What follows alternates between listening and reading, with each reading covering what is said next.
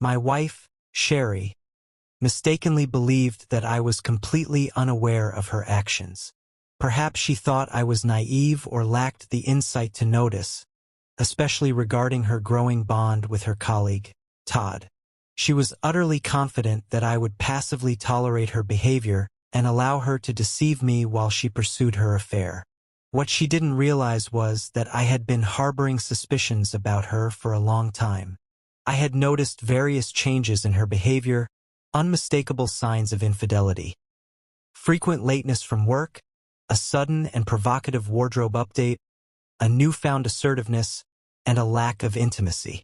These signs did not escape my attention.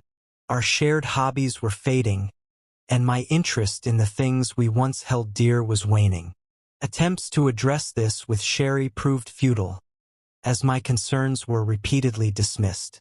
She claimed that any issues were rooted in my own insecurity and possessiveness. Left with no other choice, I decided to enlist the services of a private investigator. From the beginning of our relationship, I had made it clear that infidelity was something I would never tolerate. Over our 10-year marriage, Sherry had repeatedly assured me of her loyalty. So, sitting in the office of private investigator Jake Sloan, hearing his conclusions filled me with a mix of relief and dread. When Sloan confirmed that Sherry wasn't yet physically unfaithful, I felt a fleeting sense of relief, but it didn't last long.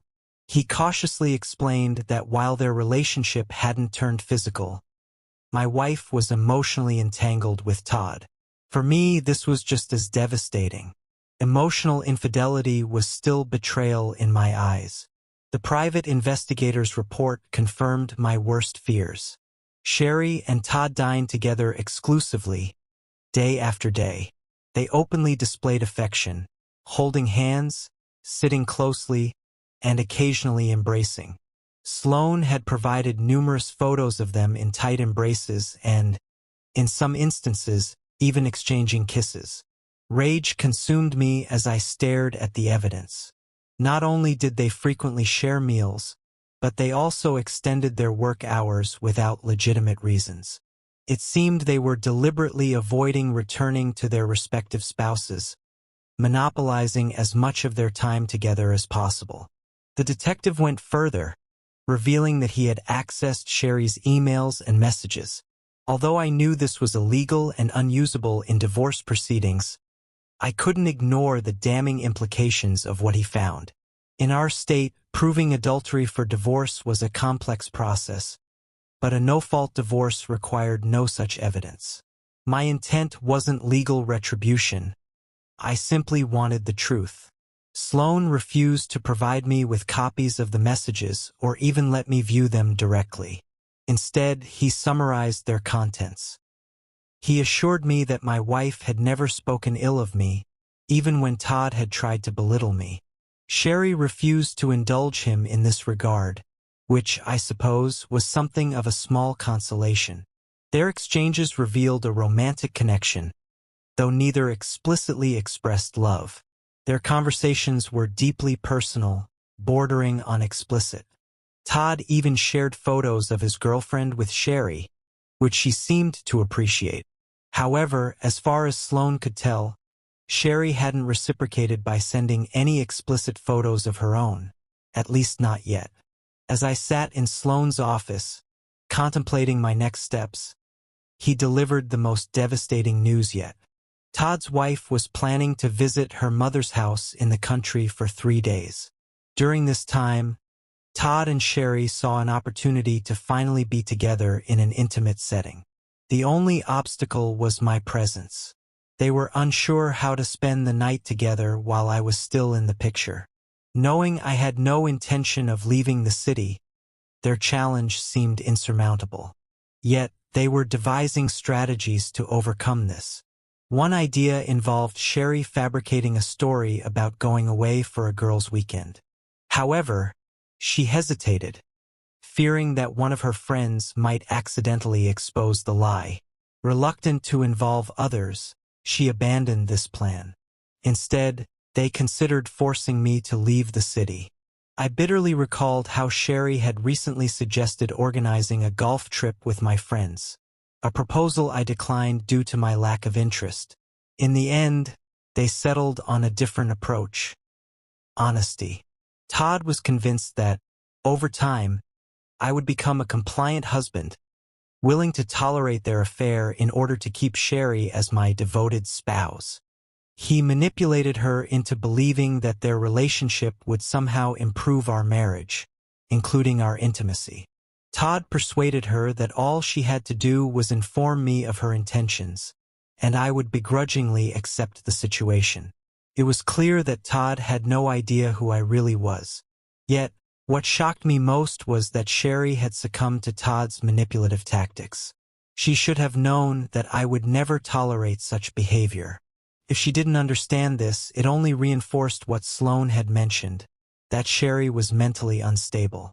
Reluctantly, I agreed with his assessment and headed home, asking him to continue monitoring Sherry's messages and to inform me of any updates. On Friday, Sloan contacted me to share that Sherry was planning to speak with me the following Monday after work. She intended to announce her decision to go on a date with Todd the preceding Friday night. Their plans were carefully laid out: dinner, dancing, and an overnight stay at a hotel, after which Sherry would prudently return to me by Saturday morning. Sherry and Todd rehearsed her entire speech meticulously, trying to convince themselves that I would comply with her request. They anticipated my initial reaction would be anger and frustration, but Sherry was determined to assure me that this would be an isolated incident, despite knowing full well that wasn't the case. To further manipulate me, she planned to present this betrayal as an opportunity for growth in our marriage.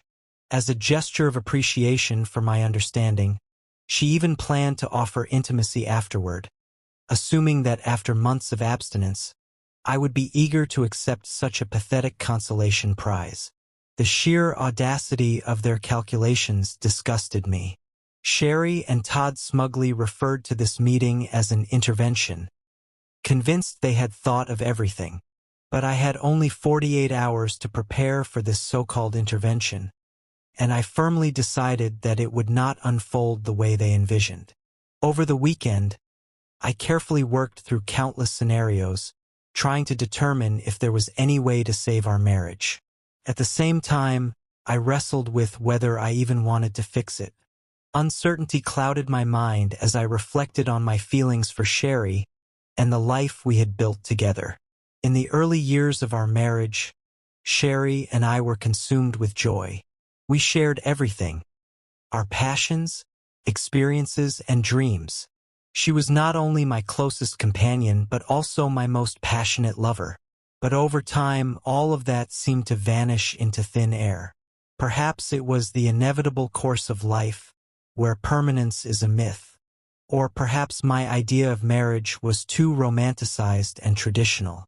I had always envisioned us as partners navigating life together, united in overcoming its challenges.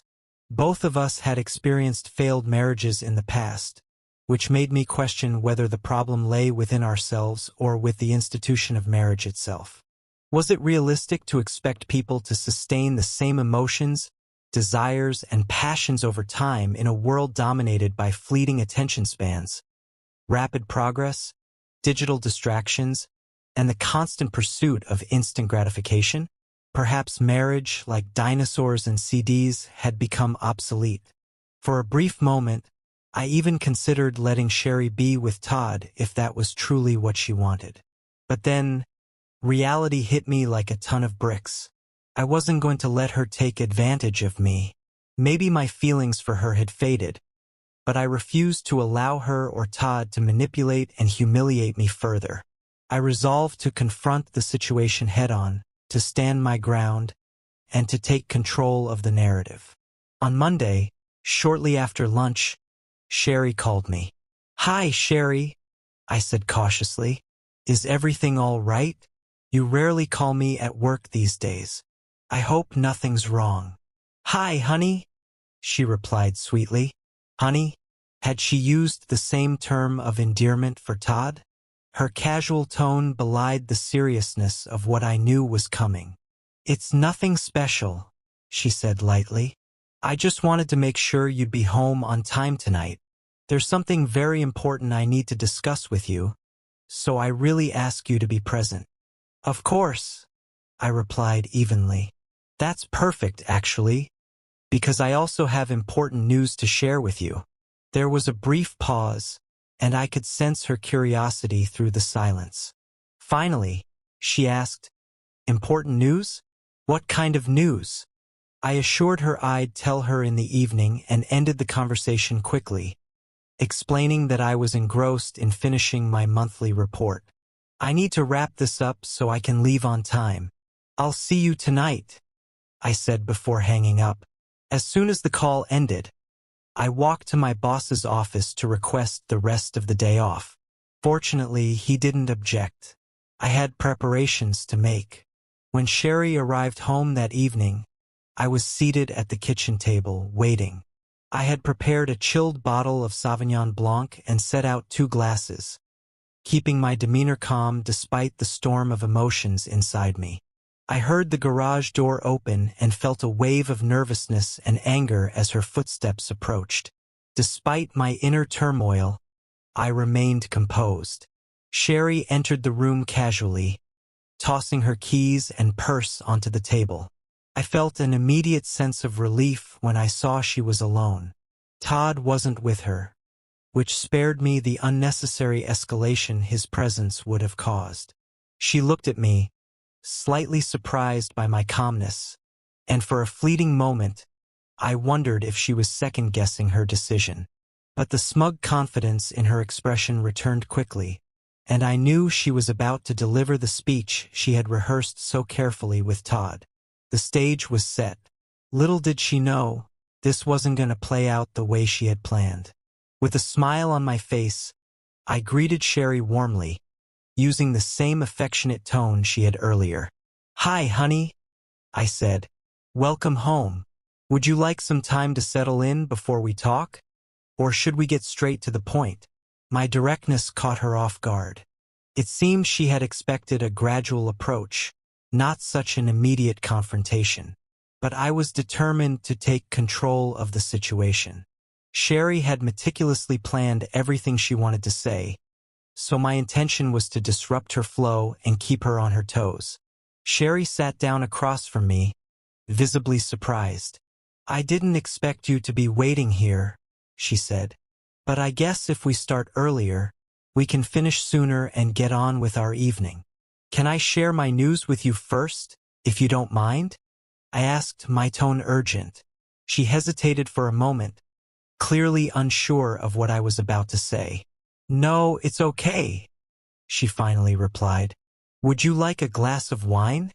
I offered, not giving her a chance to respond before quickly pouring 2 glasses. I placed one in front of her, and without hesitation, she picked it up and drank half of it in one gulp. As soon as she set the glass down, I refilled it.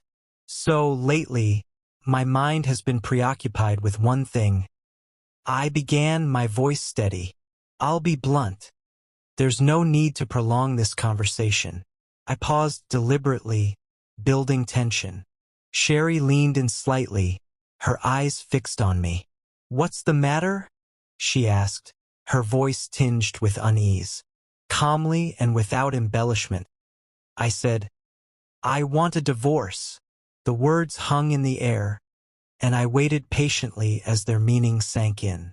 It took about 3 seconds for Sherry to register what I had said. Her expression shifted rapidly, from confusion to shock and then to fear. It was as if the ground had been ripped out from beneath her. Terror gripped her, but she didn't dare ask the reason outright. Her thoughts were written all over her face. Her affair with Todd, the lies, the betrayal. She was unraveling before my eyes. "Why?" she finally stammered, her voice trembling. The words felt like a dagger as I spoke them. "I don't love you anymore." Her face twisted in confusion, as though she was trying to comprehend my statement. "What are you saying?" she gasped. The shock in her voice made it clear she wasn't prepared for this moment. "I've stopped loving you," I repeated, my voice calm but resolute. Deep down, I knew exactly when my love for her began to fade. I had suppressed this realization for as long as I could, but now there was no avoiding it. "What do you mean?" she asked, her voice on the verge of tears. "Do you remember the early days of our marriage?" I asked, leaning forward slightly. "Do you remember how we spent every minute together? Whether it was a trip to the store, watching a movie, or just strolling through the mall, we were inseparable. It felt like we couldn't bear to be apart." Sherry nodded, her expression softening as she reflected on the past. "Yes, I remember," she murmured. "Even when we were busy, we made time for each other," I continued. "We had lunch together at least twice a week. I would spend my days longing for your presence, counting the hours until I could kiss you and feel your touch. We had common hobbies, even when it wasn't something I was particularly interested in, like those pottery classes you insisted I join." A faint smile crossed her face as she remembered. "You didn't even like pottery," she said quietly. "It wasn't about the pottery," I said. "It was about being with you. Watching you create something with such enthusiasm brought me joy.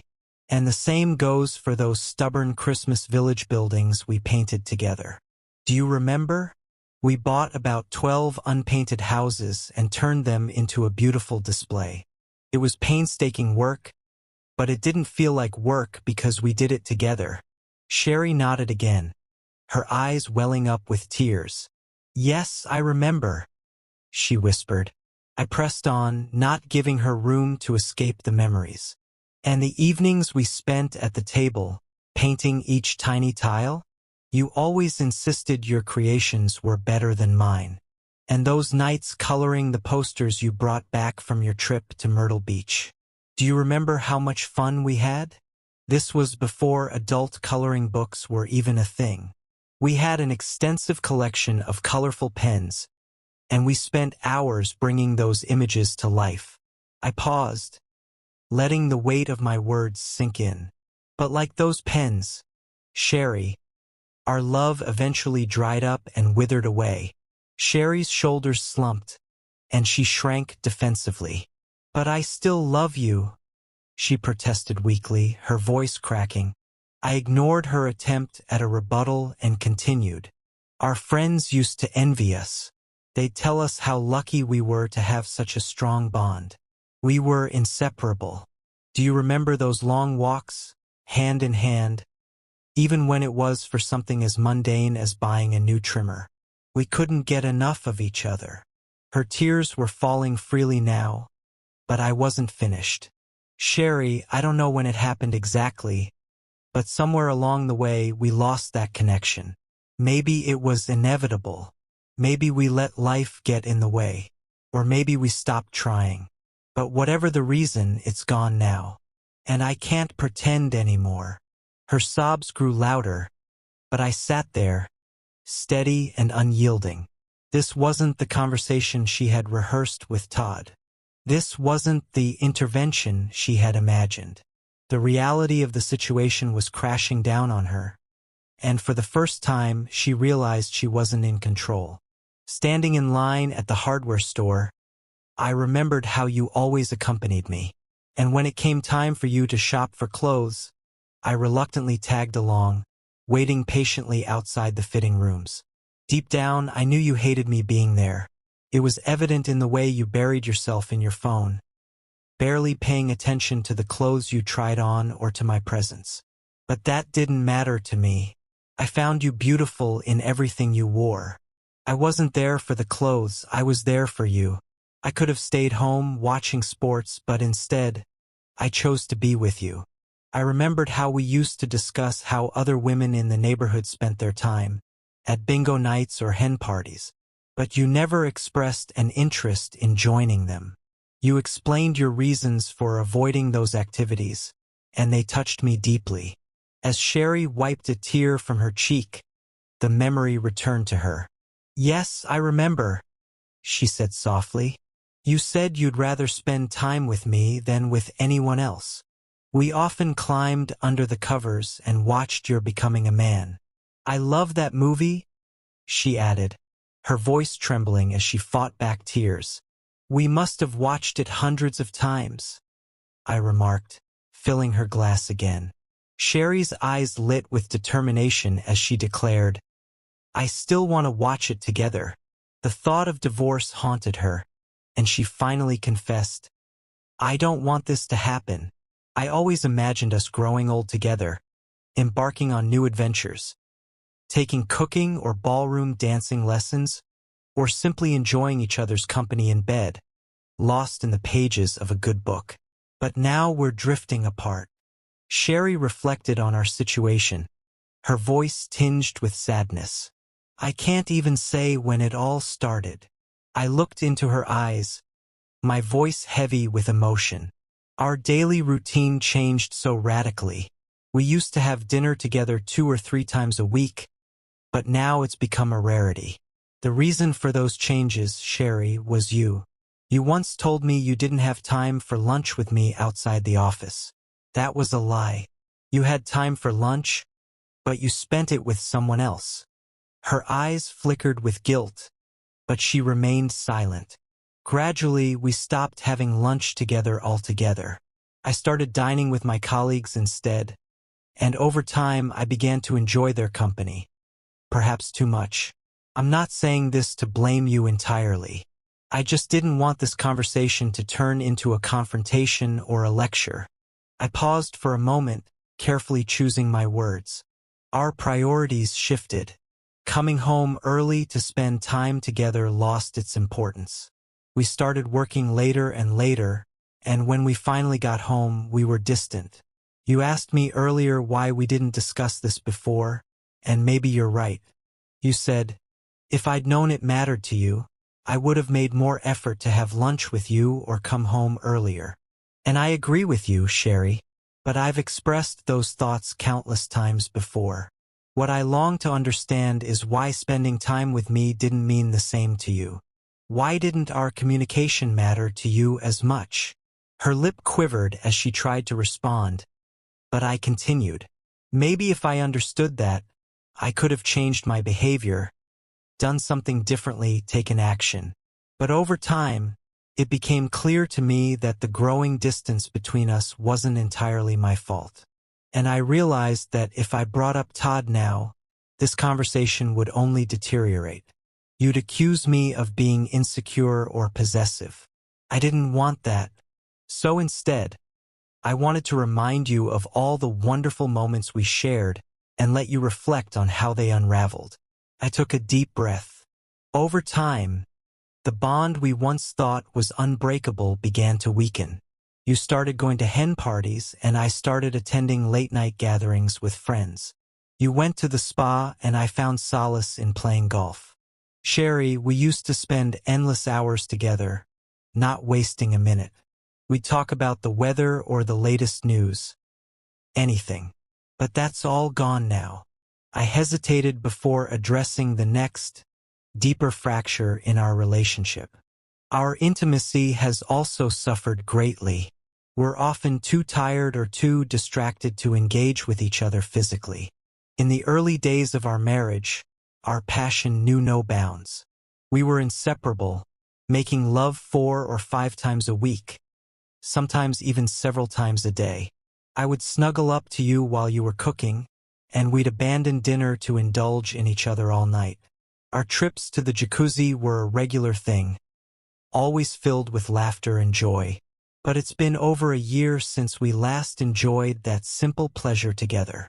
Sherry's voice cracked as she interrupted me. I thought you didn't want to make love anymore. I froze, stunned by her statement. What? I asked, confused by how she could have come to such a conclusion. It felt like she was trying to justify her actions by shifting the blame onto me. Grinning bitterly, I reassured her. No, not at all. I've never stopped craving intimacy. My desire to make love is just as strong as it was 10 years ago. I paused, letting the weight of my next words sink in.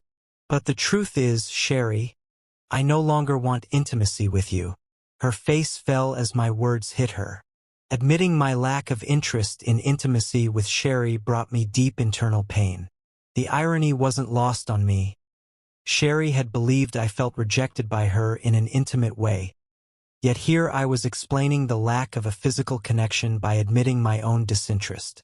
The situation might have been comical if it weren't so deeply painful. Sherry's voice faltered, clearly taken aback by my admission. So, you didn't want intimacy with me? She asked, her words trembling. The answer came without much thought. I lost interest because it felt like you weren't present. You didn't show any excitement or desire to explore new things. It seemed like you just wanted to finish the act as quickly as possible so you could return to your other hobbies, like knitting. Meanwhile, I was still longing for those passionate weekends we used to have. You didn't even want me to give you pleasure, Sherry. Our intimate moments lacked any thrill or connection. Unaware of how deeply I felt, I confessed that I had often resorted to pretending to speed up the process. Sherry, however, objected, claiming I hadn't been careful enough during our intimate moments. Don't you remember how you insisted on using contraceptives, despite already being on birth control? I replied calmly. You said it was more convenient, even though it made things unpleasant for me. Your persistence left me no room to pretend to be satisfied. Sherry stared at me, her face flushed with embarrassment and disbelief. It's not about you, it's about me, I continued, my voice firm. Her gaze lingered on me for a moment, her tears momentarily subsiding.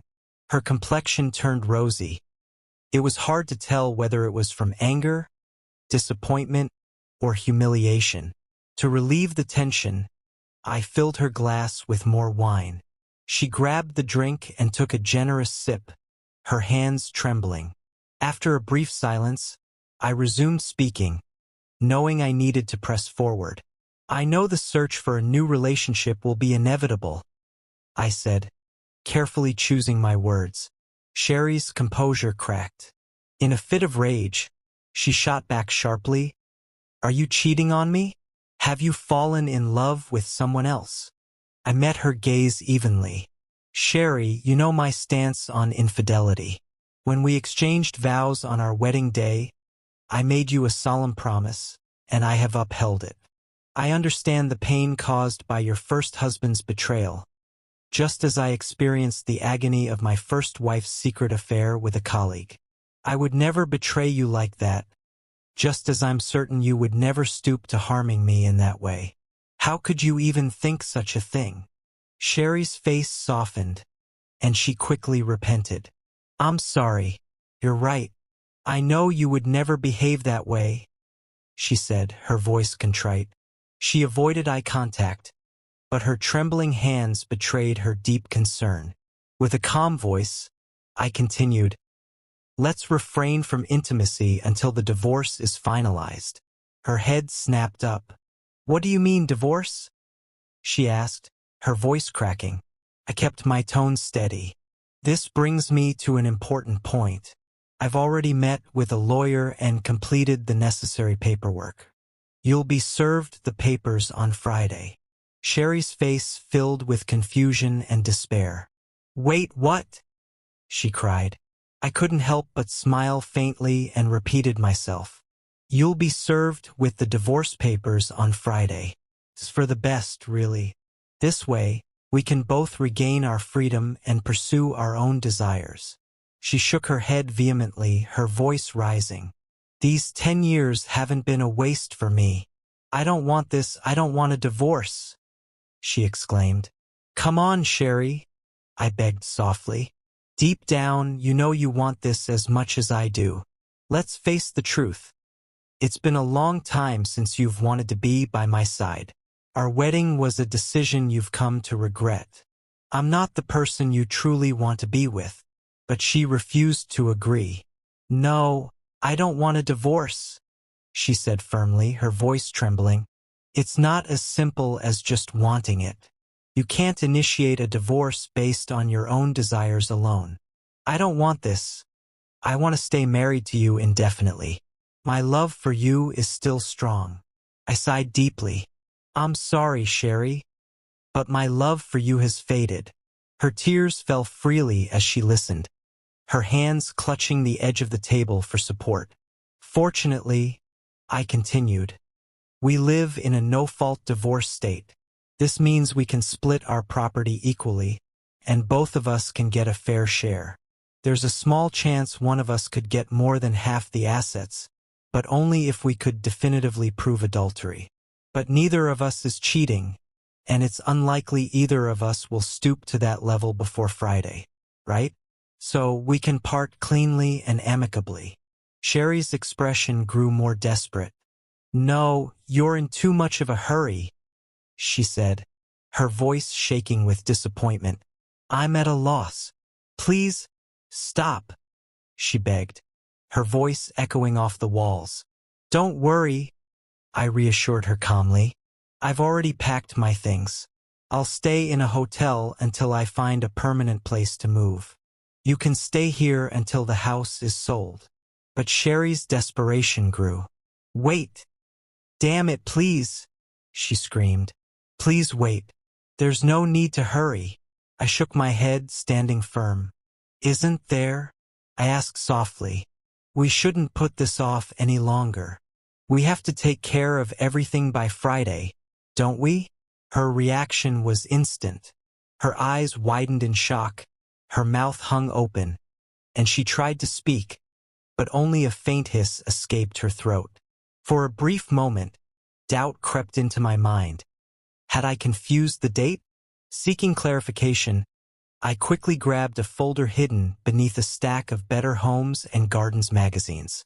I opened it and pulled out the private investigator's summary report, which I had kept discreetly in my pocket. Without a word, I handed it to Sherry and directed her attention to a specific section. Look, I said, pointing to the text. It clearly states here that you and Todd have a reservation at the Gaylord Texas Hotel for Friday night.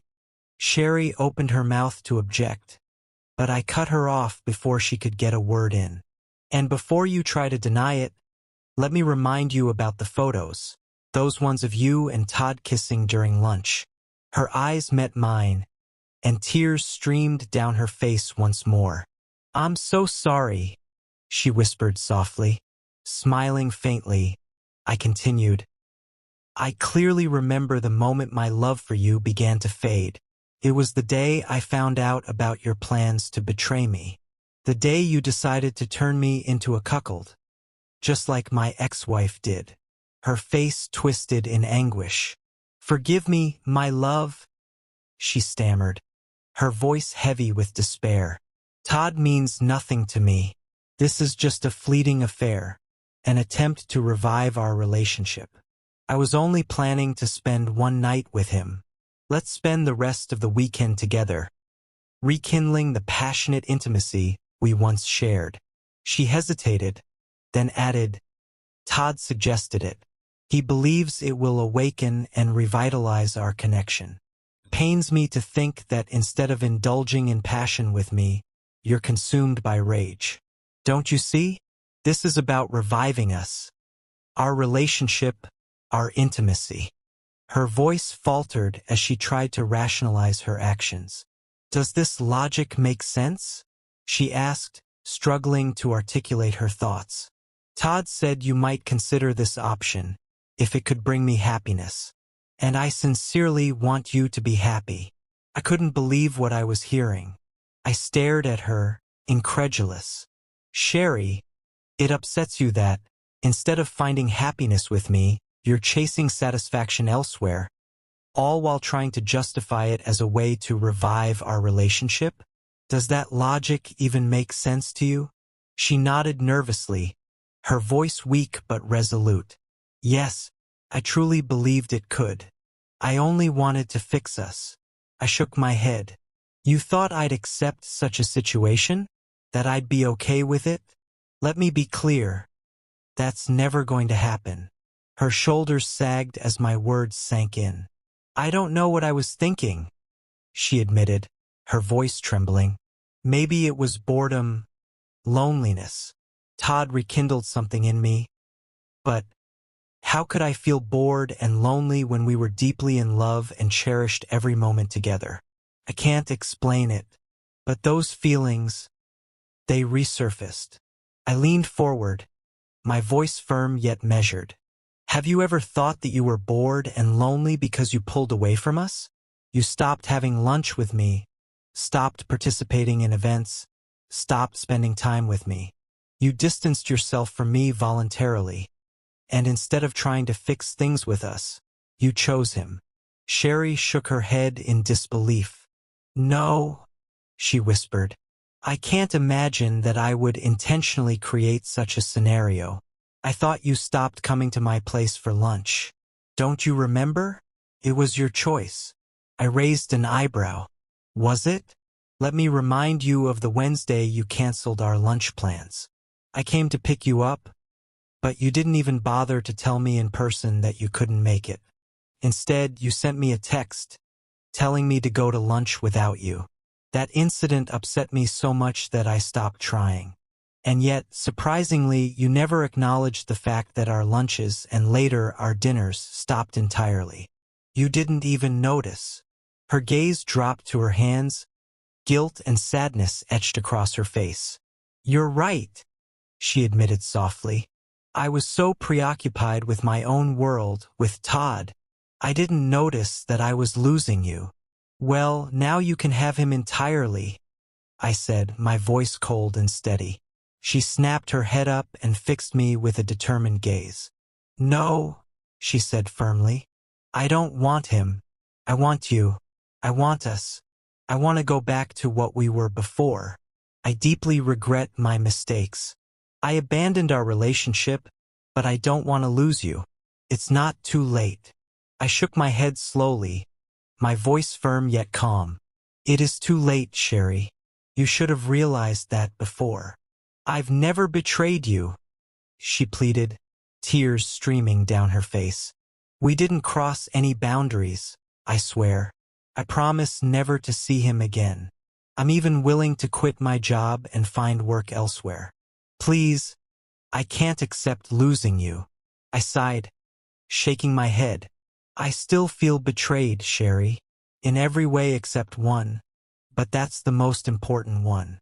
You didn't enter into a physical relationship with Todd, but your emotional affair has destroyed what we had. I made a stupid decision, she confessed, her voice cracking. I was infatuated with Todd, but I didn't love him. My love has always been, and will always be, for you. Her words hung in the air, but I remained silent, my heart hardened by the weight of her actions. Whatever love I had for her was buried under the pain and betrayal of her choices. I can't understand what was going on in my head, Sherry said, her voice breaking. In the end, I planned to leave him and come back to you when everything was settled. But now I see it clearly, now I admit my stupidity. Todd means nothing to me. Please, my love, don't leave me. It's not that simple, Sherry, I replied, my tone heavy with disappointment. I made mistakes too. I tried to walk away before it went too far, but you crossed the line, and I voiced my disagreement long before this. You thought a simple physical encounter would somehow strengthen our bond? How can you justify that? Sherry clutched her hands together, tears streaming down her face. It wasn't like that. I didn't commit any illegal actions. We were just friends. Like he said, you should have put our love above everything else, I objected firmly. I have many female friends, but I've always refrained from physical intimacy with them. I never wasted time on them, never prioritized them over you, and I never traded you for anyone. I never even entertained the thought of sleeping with someone else, let alone forcing you to accept it. Sherry buried her face in her hands, sobbing uncontrollably. I regret ignoring you, she choked out. I regret taking you for granted. I promise it will never happen again. Can't we just see this as a terrible mistake and find the strength in our hearts to forgive me? Her words stung, but I couldn't let her evade accountability. Sherry, this situation isn't a game of Monopoly where you can just pick up a get-out-of-jail-free card. Your actions weren't just a mistake. You walked away from our love. You gave your heart to someone else. I took a deep breath, steadying my voice. At the same time, I want you to know, my heart has always belonged to you. And yet, you didn't allow me the same dignity. You didn't give me the chance to fight for our love because you went too far. Her face crumpled as my words sank in.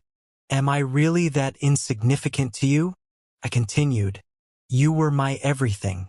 I would have fought for you against anyone. I would have given my life for you. But now, I wouldn't even bother to acknowledge you if you were in trouble. Sherry's scream pierced the air. Desperately, she clutched my arms, trying to pull me closer. No, please don't think like that. I'm really sorry. Please forgive me. Her words echoed in the room, and I finally replied, I think I believe you're sorry. It shows me you're not completely heartless or self-centered. But that doesn't change the result. Please, she begged, her voice breaking. Please don't end this. Don't walk away. Sherry, I said, my voice calm but firm. This was your decision. I believe you sincerely regret it, but my love for you has faded. Our relationship is over. But don't get upset. You still have Todd to comfort you. Between her sobs, Sherry dropped a bombshell. Todd is married, she confessed. He only wanted a physical relationship, not something serious. A grim smile spread across my face. Well, maybe his perspective will change now, I replied. I'm sure when he gets home today, his wife will have something to discuss with him. It's interesting, isn't it? She and I hired the same divorce lawyer. Sherry's eyes widened in shock, her jaw dropping. She tried to form words, but nothing came out. Silently, I pushed a folder across the table toward her. Inside, you'll find the full report from the private investigator, complete with photos of you and Todd. Rest assured, his wife has a duplicate copy of this very folder. You'll also find all the necessary documentation from my lawyer regarding the divorce proceedings and the proposed division of property. It would be wise for you to read everything carefully. Her hands trembled as she reached for the folder, and I stood, signaling the conversation was over. Please refrain from any further actions, Sherry, I said coldly. If you want to accompany me to the bank tomorrow to split our accounts, let me know. Otherwise, I'll handle it alone. With that, I walked out of the room, ignoring her anguished screams echoing behind me. Sherry struggled to cope with the fallout of our divorce, and although I wanted to avoid a lengthy and costly legal battle, I remained firm in my decision. When the judge recommended marriage counseling before finalizing the divorce, I reluctantly agreed. To my surprise, the sessions were more productive than I expected. Sherry and I reconnected with our emotions and began to communicate openly, without judgment, about every aspect of our lives. Through therapy, I was able to express the pain and humiliation I felt because of her actions. The counselor praised our progress, and for a moment it felt like we might reconcile. But deep down, I couldn't forgive Sherry, not fully. I even harbored a lingering desire for revenge against her. At one point, I suggested she quit her job, implying that it might make me reconsider the divorce. She refused, and in truth, my suggestion had been disingenuous. I didn't want reconciliation. I wanted her to lose the career she valued so much. When she refused, it solidified my decision to proceed with the divorce. Because of her emotional affair, Sherry received a smaller share of our marital assets than she expected. To her surprise, Todd also divorced his wife, but showed no interest in pursuing a serious relationship with her. Instead, he quickly began dating a younger woman. It's been over 2 years since our divorce, and I couldn't be happier. I've moved on, enjoying life and embracing new experiences with different women. Sherry, on the other hand, is still searching for someone to start a family with.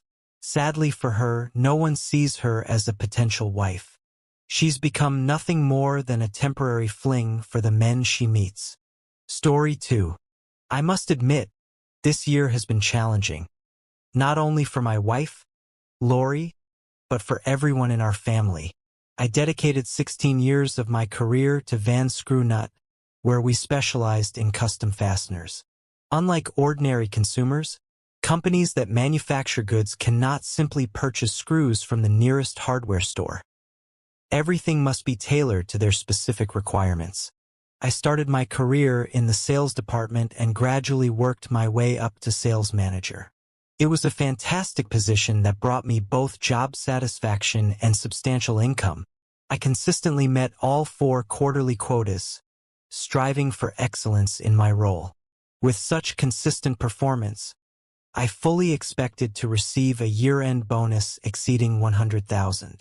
However, the constant relocation of manufacturing facilities abroad began to disrupt our market share, creating significant challenges for the company. Despite these challenges, thanks to my efforts in assembling a dedicated and hardworking sales team, we consistently outperformed the previous year. About a year ago, an unexpected meeting was called, gathering all the key figures in the company, including myself. During this meeting, we were shocked to learn about the retirement of the company's owner and the ongoing secret negotiations with a California-based conglomerate to acquire Van Screw and Nut. The news stunned all of us, but we were reassured that nothing significant would change after the sale and that our positions and leadership structure were secure. Unfortunately, this promise turned out to be false. Less than 2 months later, the first signs of trouble emerged as employees began to be laid off. Realizing the company's fate was sealed, I immediately began searching for alternative employment. But fate intervened in an unexpected and unwelcome way. I was abruptly fired before I could secure another job. The termination was swift and cold. They feigned sympathy, patted me on the back, and offered me a severance package of $10,000. Without further ado, they escorted me out of the building. At first, Lori and I weren't too worried about the state of the economy. But as time passed, I began to understand just how much the economic landscape had changed during my years of stable employment. It became increasingly clear that not only had most domestic manufacturing facilities moved abroad, but even the companies that survived were now sourcing their fasteners internationally. I couldn't help but wonder how our economy remained resilient amidst these shifts. But my immediate concern was finding another job. It was during this turbulent period that our 17-year-old son, Lance, became a pivotal part of our story. As he prepared to graduate high school, we were hit with a wave of conflicting emotions upon learning of his decision to join the Army immediately after graduation. The ongoing instability in the Middle East heightened our fears for his safety, and the thought of his absence weighed heavily on our hearts. However, amid these fears, there was also a bittersweet sense of relief. We would not have to bear the financial burden of college expenses. The harsh reality of unemployment crushed any hopes I had of securing another job with a 6-figure salary. Forced to adjust my expectations, I set more modest goals for myself. Lori and I worked together to find a solution to our temporary financial struggles. Surprisingly, Lori managed to find a job before I did. She was hired as a low-level secretary at a software development company. While her salary wasn't substantial, it exceeded my unemployment benefits and helped ease our financial strain. About a month after Lori started her job, I managed to secure a position as a salesman at Henry Automotive, a company specializing in car parts. Initially, my income was negligible during the training phase, but after completing my training, I officially joined the company. My new job offered a combination of a fixed salary and commission. However, it was clear from the start that this position would not be highly lucrative. The company's highest-paid salesman, who had been there for 12 years, earned only $60,000 annually. This stark income disparity significantly strained our financial situation, which had already been burdened by our previous lifestyle. We had lived comfortably in a spacious house with a stable mortgage and owned 2 Cadillacs, one of which we were still paying off. Fortunately, my 5-year-old CTS was fully paid for. Lori and I had purchased another Cadillac, of the same model, just a few months before I lost my job. On top of that, most of our credit cards were maxed out. Our once regular evenings out of town were among the first sacrifices we made to cut costs. We used to enjoy dinners with friends, dancing and attending shows, plays, and concerts. These outings, which had been far from ordinary dates, were opportunities for us to truly let go and have fun together. We indulged in such activities 2 or 3 times a month, sometimes more. However, with our financial difficulties, those moments became rare, and Lori seemed to feel the loss more acutely than I did. Coming from a more privileged background, Lori was accustomed to a lifestyle that I had only begun to experience in recent years. Her family was educated and financially stable, unlike mine. I had grown up in more modest circumstances, and the comforts and joys we shared during our years of prosperity were relatively new to me. When I was a student, entertainment was a luxury I could barely afford. But Lori, even back then, seemed to enjoy a life filled with gatherings and joy. She loved spending time with her parents, hosting parties with them as if it were second nature. However, in the months following our financial struggles, her once unshakable enthusiasm began to waver. The countless weeks of staying at home without socializing started to wear on her, and Lori's dissatisfaction became increasingly apparent. For her, bills could always be postponed, but the absence of a vibrant social life couldn't. About 3 months ago, Lori began voicing her frustrations, demanding action. Sitting at home night after night with nothing to do was driving her crazy. She longed to go out and recapture the joy and excitement she had once experienced. Lori struggled to adjust to this new, confined reality, while I focused on navigating our financial recovery. One evening, as I sat at the kitchen table meticulously reviewing our bills, Lori stood by, visibly restless. Slowly but steadily, we were clawing our way out of our financial mess. Glancing at her, I couldn't help but make a sarcastic remark. "Of course, it's not a problem at all. Please, tell me, which bills should we leave unpaid?" Her gaze remained fixed on me, and I wasn't sure how she would respond. For a moment, I thought she might yell, but instead, she seemed lost in thought. Instantly, I regretted my words. A wave of guilt washed over me as nausea churned in my stomach. My comment wasn't as terrible as it first seemed, but it was still unnecessary. "I'm sorry, honey," I said quickly, hoping to diffuse the tension. "I promise it won't always be like this. I'll keep searching for a better job. But for now, let's try to relax a little." "Relax?" she growled, her frustration bubbling over. "Skylar, it's been almost a year of this. I feel trapped, like an animal in a cage. I need to break free. I need to find some fun." "I understand, my love. I understand," I assured her, trying to calm her. "Look, we've come so far. 5 months ago, we were behind on payments for the house and the second car. We were this close." I gestured with my thumb and forefinger nearly touching. "To losing your car. Fortunately, we've managed to stay afloat. With the commissions I'm expecting this month, we'll finally be caught up, except for one more car payment. If we can cut back on food expenses, we'll be in a better position in just 2 months." Lori's lips pressed tightly together, clearly indicating her displeasure. I could see why she had grown tired of sacrifices. Suddenly, an idea came to mind. How about this? I suggested. Why don't we visit the Lincoln Park Zoo this weekend? It's free, and we haven't been there since Lance was a kid. Skylar, I'm not interested in communing with nature, she said with a sarcastic grin. I want to immerse myself in the city. I want good food, drinks, dancing, until I can't stand anymore. I ask you to be patient, just a little longer, I pleaded. As soon as we settle all our financial obligations, I promise we'll celebrate with a delicious dinner at a wonderful place.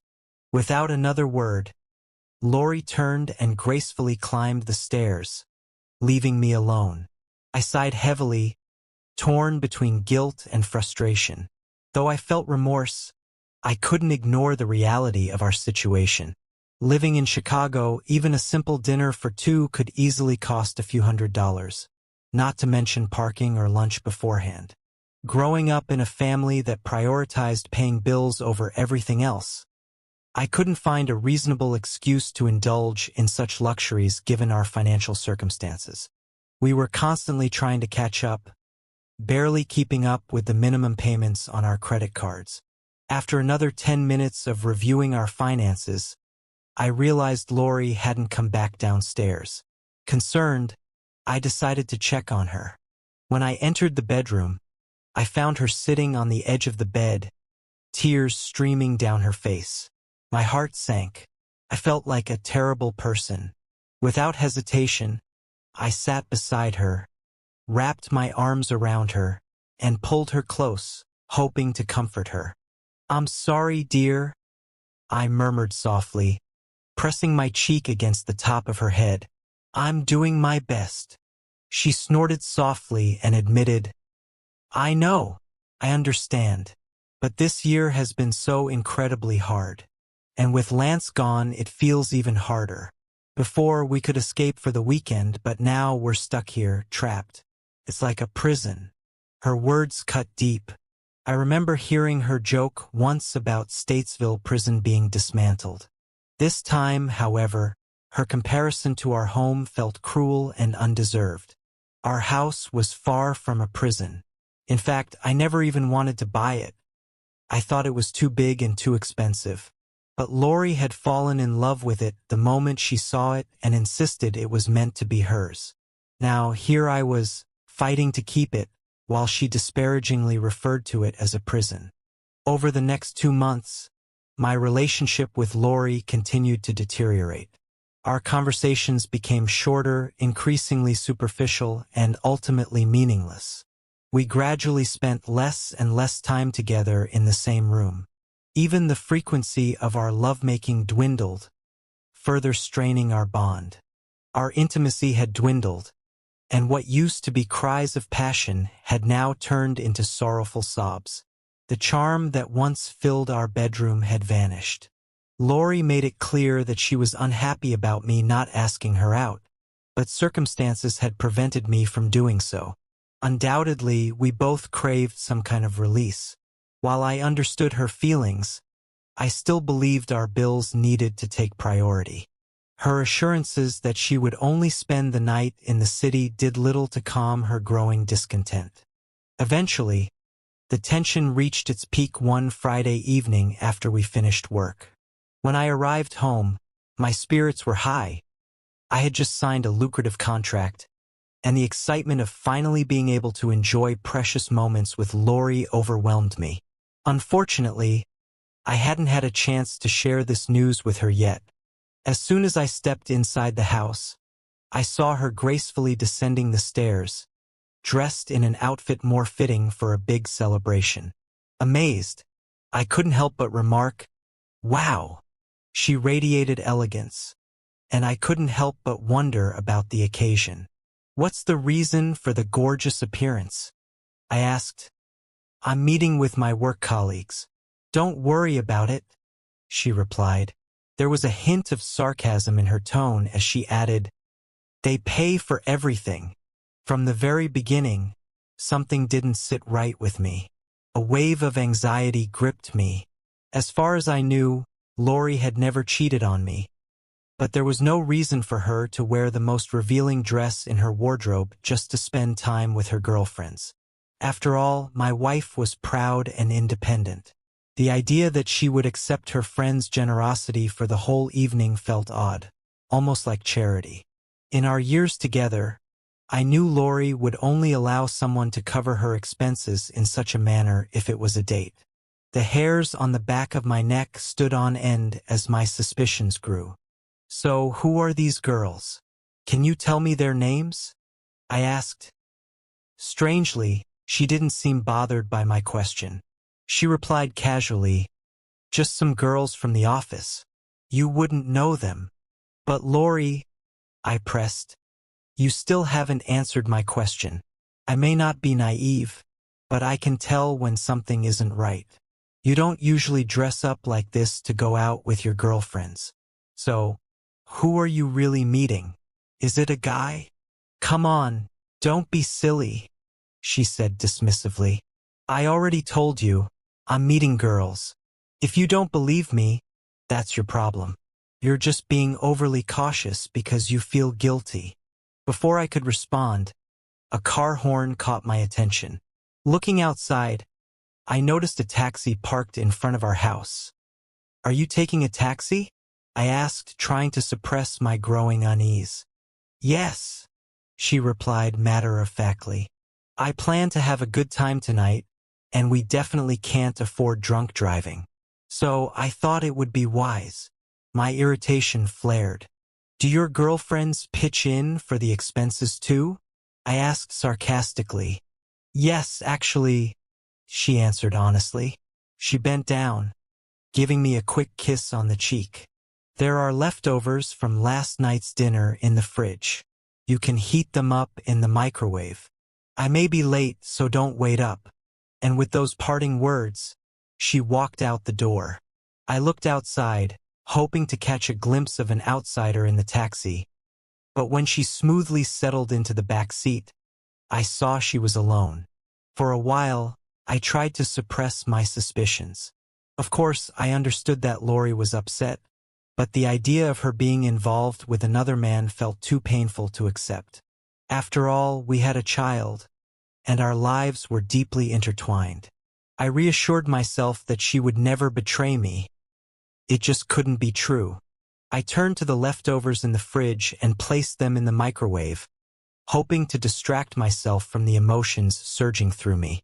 But as the food warmed up, so did my anxiety. Desperately clinging to the hope that she was just having fun with colleagues, I tried to convince myself of this unlikely scenario. Yet deep down, doubt crept in. Determined to find answers, I went to my computer and searched for information about the taxi service. I quickly dialed the company's number. When the dispatcher answered, I urgently requested information about the location of a taxi that had just left my address. To my surprise, the person on the other end readily provided the information without hesitation. The destination Lori had been taken to was the Plato House on Elmhurst Road. I was very familiar with the place. Lori and I had been there several times. It was a romantic restaurant, complete with intimate, dimly lit corners. It wasn't the kind of place one typically chose to hang out with friends. Rather, it was the perfect setting for a man to seduce his companion. As the microwave bell chimed, announcing that dinner was ready, a knot formed in my stomach. I couldn't shake the thought that Lori might be meeting someone else. I had always believed that in difficult times, husbands and wives should support each other, not turn on each other. It was devastating to think that this wasn't always the case. I even briefly considered going to Plato's restaurant myself. The establishment had two separate entrances. One led to the lounge, and the other to the restaurant. This would allow me to observe the situation discreetly. With determination, I entered through the living room of the restaurant, bypassing the bar, as I wasn't interested in drinks. My focus was solely on the restaurant section.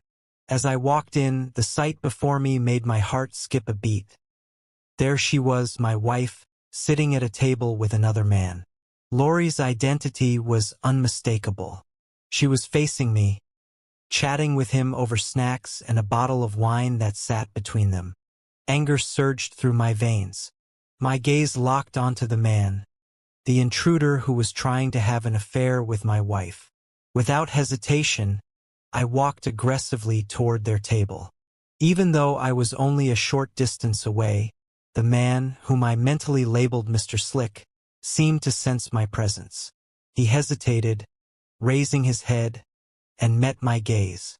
His confidence visibly wavered, replaced by nervousness. I stopped just a few feet away. Lori turned to see what had captured her companion's attention. "Skylar?" she exclaimed, her voice full of surprise. "What are you doing here?" I didn't hold back. My words dripped with contempt. "I came to meet your girlfriends," I said, staring directly at the man. "And who is this?" The man, flustered, slowly stood up. Before he could say a word, I interrupted, my tone sharp and threatening. "Tell me why you're here. You know perfectly well that she's married. Doesn't that mean anything to you?" I let out a bitter chuckle, my fury rising.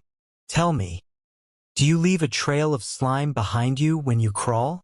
He froze, uncertain, caught between standing fully and sitting back down.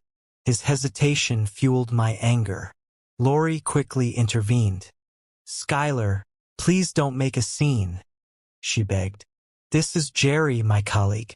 Since you've been hesitant to ask me out, he kindly offered to take me out for dinner. He was just trying to be nice." I turned to her, my displeasure evident. "Don't give me this nonsense. He's not being nice. He's just interested in having an intimate relationship with you." Looking at Jerry again, I noticed that he had no intention of disputing my statement. Instead, he quietly sank back into his seat, avoiding confrontation. My voice dropped, firm and cold. "If you make even one move toward my wife again, you'll have to deal with me. Your evening is over." I turned to Lori. "Let's go." She hesitated, her reluctance clear, but ultimately chose not to challenge me. "I'm sorry," she told Jerry as she stood up. As I led her toward the exit, it felt like every eye in the restaurant was on us. Silence enveloped the car as I drove us home, but as soon as we entered the house, the atmosphere changed completely. "Lori, could you explain what just happened?" I asked, my voice tense with frustration. "Have you suddenly decided I'm no longer worthy to be your husband?" She sighed, defensive. "I just wanted to get out of the house and have some fun for a change." "And who exactly is this Jerry?" I pressed. "How long have you been dating him?" Her expression hardened, and she responded curtly. "He's just a colleague. We've had a few dinners together, nothing else. I told him that our relationship isn't what it used to be, and that I miss it. He offered to take me out to dinner and dancing, and I agreed.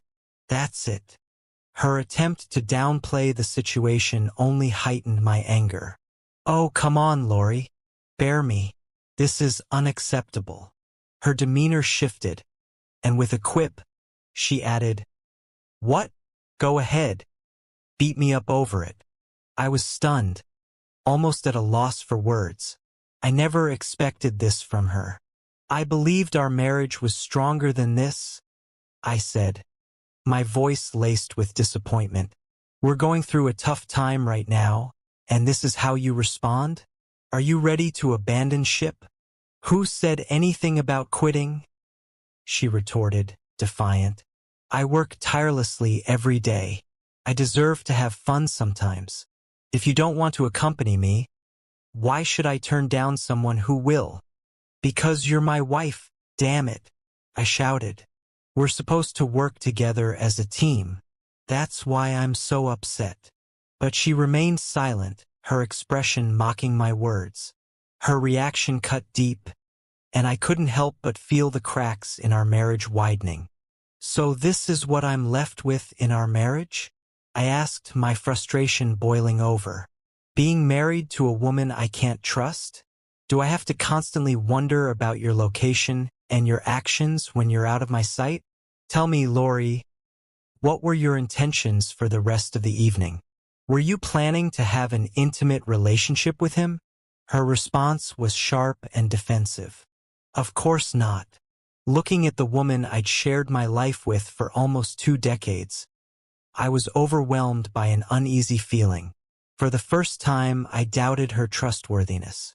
I can't believe you, I said, my voice filled with disbelief. The realization hit me like a blow. She had lied to me, claiming she was spending time with friends.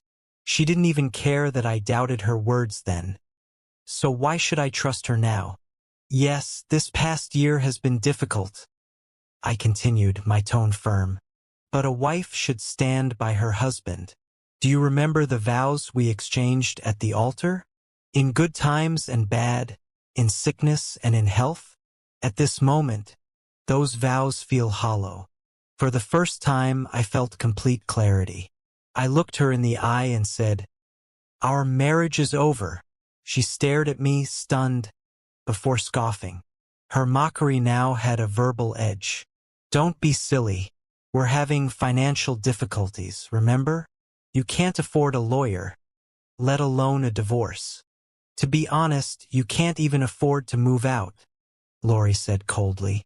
Although I was eager to respond with a sharp retort, I found myself speechless, stunned by her blatant disregard for me.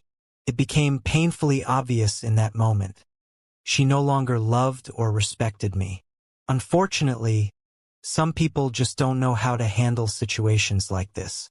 After nearly 2 decades, my marriage had collapsed in a single, unexpected moment.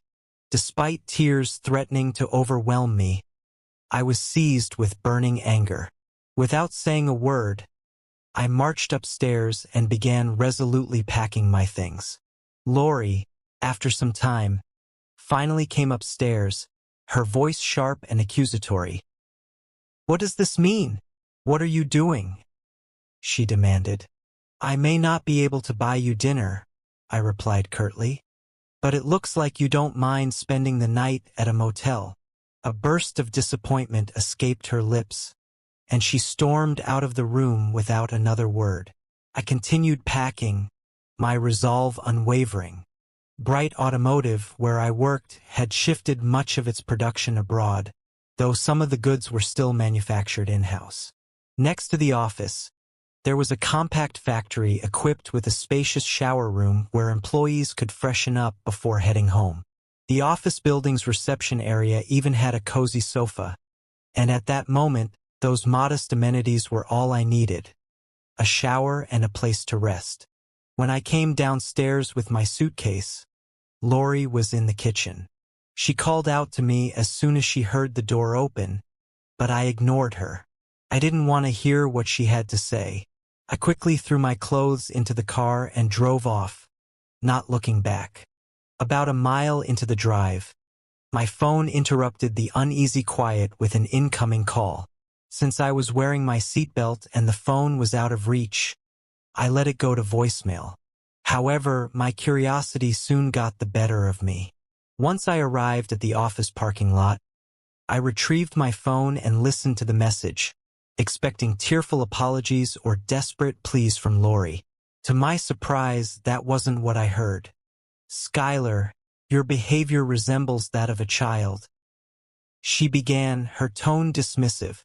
"I've made it clear that I have no intention of having an intimate relationship with Jerry, and I stand by my word. Your reaction, demanding to drag me home like that, was unexpected and entirely inappropriate." Her words stung, but I didn't let them deter me. I gathered a few necessary belongings from my car and headed inside the break room at work. I didn't want to make my personal problems public knowledge, so I tried to keep my situation discreet. Even though it was still early, I took refuge in the break room and turned on the TV, hoping to distract myself. But my thoughts wouldn't stop racing. What would have happened if I hadn't gone to the restaurant that night? Would Lori have returned home after some dancing? Or would she have stayed out longer, maybe even gone further? I couldn't know for sure, but my suspicions lingered. Jerry didn't strike me as the type to give up easily. I had a sinking feeling that, given the opportunity, he might eventually seduce her. I gave up trying to watch TV, unable to focus. Instead, I set an alarm to wake up early, knowing I needed to shower and get dressed before the factory workers arrived at 7 a.m. As I lay on the uncomfortable sofa, I thought about my next steps. Lori was right about one thing. I had no money for a lawyer, let alone an apartment. But her contempt for me and our marriage only strengthened my resolve. I refused to admit defeat or return home in shame. To my surprise, the alarm woke me up the next morning, and I was shocked at how well I'd slept, even on what felt like a torture device. After taking a shower and getting dressed, I decided to treat myself to breakfast at Denny's. As I sipped my fourth cup of coffee, a sudden realization struck me like lightning. A simple solution to my predicament. I couldn't believe I hadn't thought of it before. Standing in the parking lot, I quickly grabbed my phone and took a picture. Once back at my desk, I wasted no time posting an ad. 2 days later, I decided to take the day off to run some errands. Knowing Lori would be at work, I drove to our house and rummaged through the filing cabinet, searching for the necessary documents. I had brought a spare set of keys to make sure I could get in and out unnoticed. By noon, I checked into a motel and dialed Lori's number. She answered quickly, and her tone was laced with sarcasm. "Finally," she began. "Have you finished your little tantrum? Honestly, it amazes me that you couldn't afford to buy me dinner. But somehow you managed to pay for a 2-day stay at a motel." "Actually," I interjected calmly, "I'm not at a motel. I'm staying at the office." "The office?" she asked, clearly taken aback. "Yes," I confirmed.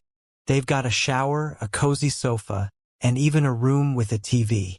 All the comforts of home," I added, feigning enthusiasm. Her disbelief was evident, but she quickly regained her composure. "Is that so?" she replied, her tone dripping with condescension. "Well, this is completely absurd. Please, drop your stubbornness and come home," Lori pleaded over the phone. "Lori, I've made it clear that our marriage is over. I'm only calling to inform you that I needed to borrow your car," I replied. "What? Why? What happened to your car?" she asked, her voice laced with confusion. "Nothing," I said curtly. "Your car just works better than mine." There was a brief pause as she undoubtedly tried to make sense of my words. "Skylar, what are you trying to say?" she finally asked. "I sold my car," I said calmly. "I got $18,800 for it. That gives me enough money to hire a divorce lawyer and make a down payment on a condo. But since I'm in sales, I need a car, so I borrowed yours. Today, I visited the house and took my license and the spare keys for both cars, including yours." Her gasp of disbelief was audible. "Skylar, you took my car? What am I supposed to do for transportation?" she exclaimed. "Since both cars were registered in my name," I said firmly, "both cars are in my name, Lori, so I have every right to use them. Don't worry, I didn't take anything unaccounted for. Besides, all the bills for this month have been paid. If you stick to your budget, you should have enough for food and transportation. And if you run out of money, I'm sure Jerry will be happy to buy you dinner, provided you fulfill his wishes." She let out a heavy sigh. "Skylar, please reconsider your actions. I never thought you'd stoop to this level. Lori, you tricked me. You secretly went on a date with another man, treated me with contempt, and didn't show any real remorse when I confronted you. It's obvious that you don't love or respect me. Skylar, I'm sorry. I also regret what I did. We had a good relationship when times were easy, but we let each other down when things got difficult, she admitted, her voice breaking. I was startled to hear her sobbing on the other end of the line, but it didn't change anything for me. The house is registered in both our names, I continued firmly. It's the only valuable property we have left, and it needs to be sold immediately. She listened in disbelief. Sell the house? Skylar, is that really necessary? Lori, we've managed to catch up on the mortgage payments, but I can't afford to keep the house anymore. And you won't be able to cover the monthly installments either. Unfortunately, it needs to be sold urgently. After crunching the numbers, I estimate each of us will get about $50,000 to $60,000. With that money, you can buy yourself a decent used car and find an apartment. Skylar, I don't want to get divorced. Can't we discuss this further? She begged. I'm sorry, Lori, but your wishes are no longer a priority, I replied coldly. You should contact a realtor. Or would you rather I handle it? Lori stood outside the house, looking up at the overcast sky. The distant cries of geese flying north reminded her that spring was on its way. Carefully navigating through the slushy snow, she made her way to her old Honda, ready to head to Starbucks to meet an old friend. She was filled with anticipation at the thought of reuniting with Julie. It was a typical Chicago winter, low temperatures, heavy snowfall, and treacherous roads. Lori had spent most of her time in her apartment lately, only venturing out for work. But today, she had decided to break the monotony and visit Julie. When Lori entered the cozy cafe, Julie was already seated at a small corner table, leisurely enjoying her latte. The friends greeted each other warmly, exchanging affectionate kisses on the cheek. After ordering a Colombian coffee, Lori couldn't help but daydream about better times spent outdoors. Finally, with a steaming cup of coffee in her hands, she returned to the table, where Julie greeted her with a warm smile and an enthusiastic, "Lori, it's so nice to see you after such a long time." "Yes, it's been far too long," Lori replied nostalgically. "I don't go out much anymore." "Ah, those were simpler times," Julie said with a faint hint of sadness. "What about dating? Do you remember those times when you'd go out with a charming man who took care of everything?" Lori chuckled. "Oh, Julie, you always make me laugh. It's quite a predicament. I can't date unless I put myself on display, and I can't afford to date unless I'm with a man." Julie suggested they change the subject. "How are the kids?" she asked. "They're doing exceptionally well," Lori replied. "Lance has 1 year left on his contract, but he's already thinking about re-enlisting. He really seems to like it." Julie nodded in understanding. "And how's your husband?" "Charlie's doing well," Julie replied. "He's working hard as always." Lori noticed the confused expression on Julie's face. Curious, she pressed further. "What's going on? Tell me." Julie hesitated, her tone more timid now. "Oh, it's nothing." "Come on, Julie. Spit it out. I have a feeling you're about to ask me something," Lori insisted. "Well, I just wanted to know if you've seen Skylar lately," Julie said cautiously. Without hesitation, Lori replied, "No, not since we filed for divorce." Hard to believe that was 2 years ago. "Why are you bringing it up now?" Julie hesitated before responding. "I was just wondering if I should share this with you, but I think it's better if you hear it from a friend." "Wait, is he okay?" Lori asked, her voice tinged with worry. "Don't worry, he's fine," Julie reassured her. "I ran into him recently, and we talked." "Well, what's the news, Julie? Don't keep me waiting," Lori urged, leaning in with anticipation. Julie sighed and said, Okay, get ready, he's getting married again." The words hit Lori harder than she expected. even though she knew their relationship had ended long ago. Tears welled up in her eyes, and her voice carried a deep sadness that left no room for surprise.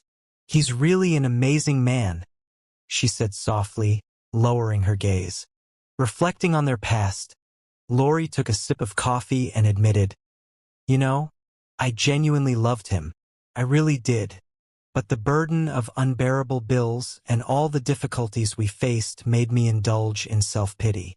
At the time, I let myself get consumed by selfish desires, just trying to distract myself from our problems. It was a huge mistake." Julie remained silent, listening intently. "Skylar was right in so many ways," Lori continued. "He worked tirelessly to make sure we didn't lose everything, but my selfishness clouded my mind. I wanted everything to align with my desires, and when it didn't, I let resentment take over. I remember when he suggested we spend a weekend at the zoo, just something simple, but I brushed it off. I wanted to spend the night in the city instead. It was so unfair of me." Lori paused, her voice trembling. "Surprisingly, he was right about Jerry too. The man Skylar found me with at dinner. Skylar asked me that night if I planned to sleep with Jerry, and of course, I denied it. But the truth is, I did have every intention of doing just that. Isn't it ironic, Julie? If I could go back and do it all over again, I would handle everything differently." She hesitated for a moment before asking, "By the way, do you know if Skylar still lives in that little apartment he bought?" "No," Julie replied carefully. "He moved out quite a while ago. I guess no one informed you. What's the latest news? Don't tell me he won the lottery," Lori joked weakly, trying to mask her sadness. Julie shook her head. "No, nothing like that. But he did manage to regain his former position at Van Screw and Nut. That happened sometime after your divorce was finalized. I believe the company started losing clients after Skylar left, and eventually they contacted him and asked him to come back. After some negotiations, he agreed. And get this, he's making more money now than ever before." Lori sat quietly as a single tear rolled down her cheek. Julie immediately regretted sharing the news. "I'm sorry, dear," she said softly. "I shouldn't have said anything." But Lori shook her head and offered a sad smile. "No, it's not your fault. It's my own," she admitted. "I can't even explain how many nights I've gone to bed thinking about him. I prayed that these past 2 years were just a terrible nightmare and that I'd wake up to find Skylar lying next to me. But every morning, I opened my eyes and reality hit me all over again." Taking a napkin, Lori gently wiped away the tears from her face. "I'm really happy for him," she said sincerely. "If you see him again, Julie, please tell him that for me." "Of course, my dear," Julie replied sympathetically.